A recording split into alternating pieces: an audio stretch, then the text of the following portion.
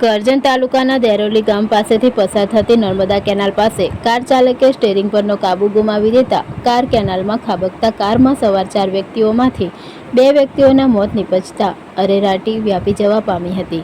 જ્યારે 2 ઇસમોને શરીરે ઈજાઓ થતાં સારવાર હેઠળ હોવાનું સૂત્રો જણાવે છે। પ્રાપ્ત માહિતી અનુસાર વડોદરા તાલુકાના દિવાળીપુરા ગામમાં રહેતા નરેશ બાબર પાટણવાડિયા, તેમના ભત્રીજા હિતેશ ઠાકોર પાટણવાડિયા, મોટાભાઈ અરવિંદભાઈ લાલ પાટણવાડિયા તેમજ ભરત મંગળ પાટણવાડિયા નાઓ કારમાં સવાર થઈ કરજણ તાલુકાના સાયર ગામે તેમના વેવાઈના ઘરે મહેમાનગતિ કરવા માટે નીકળ્યા હતા,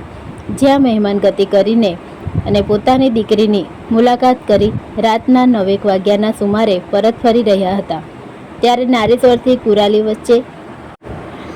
દેરોલી ગામ પાસે આવેલી નર્મદા કેનાલના વળાંક પાસે પહોંચતા કોઈપણ કારણોસર કાર ચાલકે અચાનક સ્ટીયરિંગ પરનો કાબુ ગુમાવતા